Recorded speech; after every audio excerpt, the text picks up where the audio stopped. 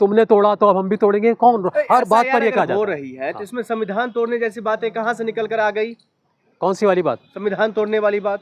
SIR के बारे में जी, SIR के बारे में ये देखिए, जब कहा गया है कि हमने जो भी नियम कायदे कानून बनाए हैं इसको लागू करने के, नागरिकता को लागू करने के लिए, उसको लागू किया जा रहा है क्या हम इस SIR में? क्योंकि चुनाव आयोग को यह अधिकार नहीं है कि वो किसी की नागरिकता तय करेगा। अगर नागरिकता तय करने का अधिकार उसको नहीं है तो नागरिकता छुटा कैसे सकता है, काट कैसे सकता है? तो संविधान का हनन हुआ ना। वो फर्जी वोट जो हैं, घुसपैठिए, उनकी तो देखिए जांच होनी चाहिए ना, ये तो आप भी होनी चाहिए। और आप बार बार कह रहे हैं कि जो फर्जी घुसपैठिए अब आ गए हैं। आपने SIR किया बिहार में और हंगामा किया चुनाव के वक्त कि घुसपैठिए। आप, मैं सुनना चाहता हूँ कि कितने घुसपैठिए आपने निकाले हैं। तो ममता बनर्जी क्यों इन तमाम मामलों को लेकर के बिलख रही है, रो रही है? पश्चिम बंगाल में जो SIR अगर होती है तो हम चुनाव हार जाएंगे बिहार की तरह। वो इसलिए रो रही हैं क्योंकि SIR के नाम पर वो वोट काटे गए थे जो कि विपक्षी पार्टियों को मिलने वाले होते हैं। उन वोटों को काट दिया गया और वहाँ भी उनको यही शक है कि यहाँ पर भी उन्हीं वोटों पर हमला किया जाएगा SIR के माध्यम से। आप लोग ये क्यों नहीं चाहते जो जनता आपके साथ नहीं है? जनता नाराज है आपसे। तो जिनके आप वोट काट रहे हैं नाजायज तरीके से, वो उनके साथ जनता नहीं है। तो सर लोग निकल के भी तो नहीं आ रहे ना घरों से। देखिए, आज के समय में जो आपने थोड़ी देर पहले कहा तानाशाही, संविधान वगैरह, आज की डेट में जनता पूरी तरह से त्रस्त है। कोई भी, आप भी इस बात को हम नहीं कह सकते कि सारा कुछ जो जनता के हित में हो रहा है, लेकिन अब आवाज़ उठाने का माहौल नहीं है। अगर कोई भी आवाज़ उठाता है, एक व्यक्ति आवाज़ उठाता है, सारी जनता कभी आवाज़ नहीं उठाती। नेता लोग ही आवाज़ उठाते हैं या उनके कोई जो प्रतिनिधि होती है वो आवाज़ उठाते हैं। अगर वो आवाज़ उठाएंगे तो उनको देशद्रोही कह दिया जाता है। अभी थोड़ी देर पहले आपने बोला कि राहुल गांधी पर देशद्रोह का आरोप लगाया जा रहा है, तो कौन सी जनता बोलने आएगी? किस जनता की आवाज़ सुनना चाहते हैं आप? तो कांग्रेस ही कहाँ है, क्यों नहीं आवाज़ उठाते? तो कांग्रेस को आपने 2 लाख थोड़ी देर पहले बोला ना कि जब आवाज़ उठा रही तो वो देशद्रोही का काम कर रहे हैं। इस तरह से कहकर मीडिया में प्रचारित करके आप उस आवाज़ को दबा देते हैं हर बार।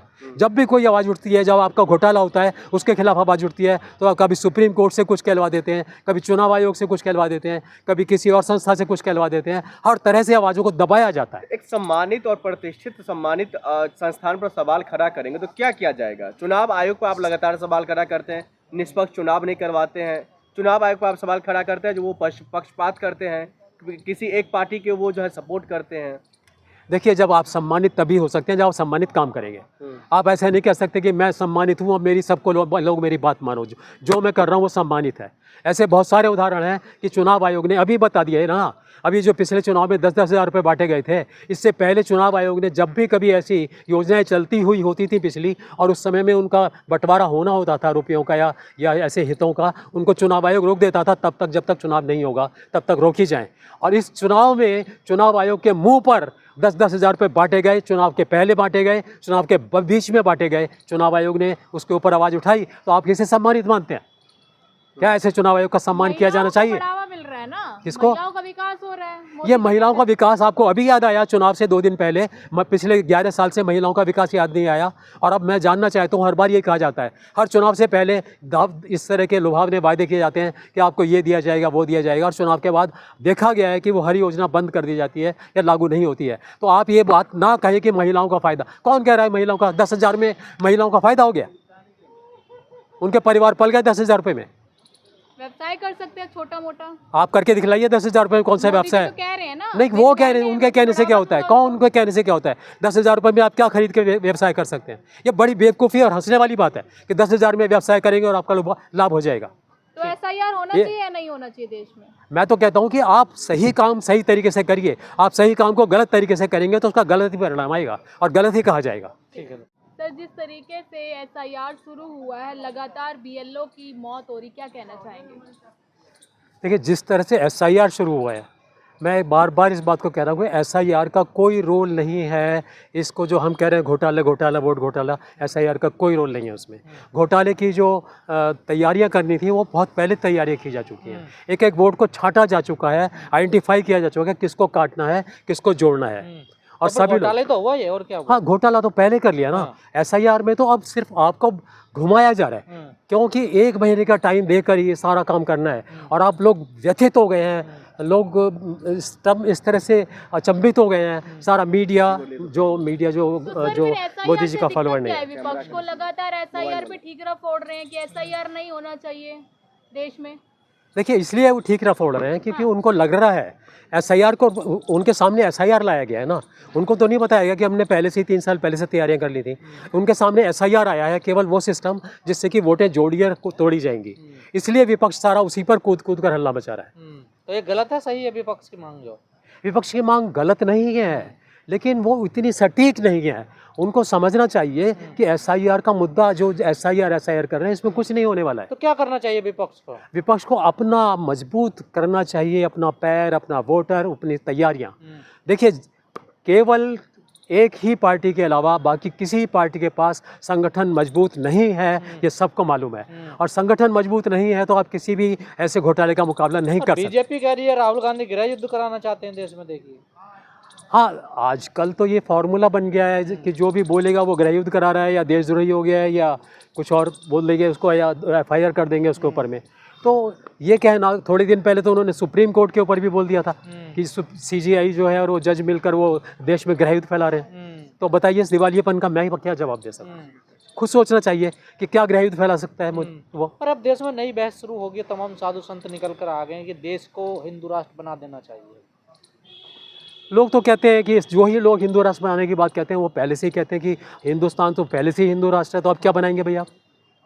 लेकिन अभी भी सेक्युलर का नारा है ना, देखिए संविधान तो कहता है कि भारत धर्मनिरपेक्ष है।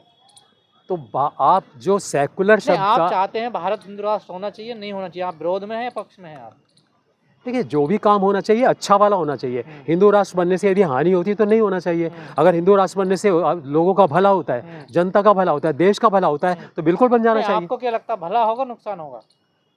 देखिए जब हिंदू राष्ट्र इसलिए बनाया जा रहा है कि दूसरे पक्ष का नुकसान करना है, इसीलिए बनाया जा रहा है, तो मुझे नहीं लगता कि हिंदू राष्ट्र बनाने से देश का भला होने वाला है। विपक्ष कह रहा है संविधान खतरे में है। संविधान तो आप सभी देख रहे हैं कि संविधान की आज की डेट में कोई दुहाई देना बेकार वगैरह होता है। संविधान के ऊपर कोई भी, जहां मेरी मर्जी आएगी, मैं बोलना चाहता हूं कि ऐसा कहा गया है देश के सर्वोच्च नेता की ओर से, जो चल रहा है, जो तरीका चल रहा है, उसका कहने का मतलब यह है कि जो मैं कहूँगा, जो मैं लिखूँगा वही संविधान, और बाकी सारे पन्ने कोरे हैं संविधान के। ऐसा कौन कह रहा है? जो संविधान को लागू करने के लिए जिम्मेदार है। राहुल गांधी तो जिम्मेदार नहीं है, या दूसरे जो विपक्षी पार्टी है वो संविधान लागू करने के लिए जिम्मेदार नहीं है। तो तानाशाही हुई ना फिर एक तरीके। हाँ तो तानाशाही हो गई। तो आप कह रहे हैं मोदी जी तानाशाही कर रहे हैं?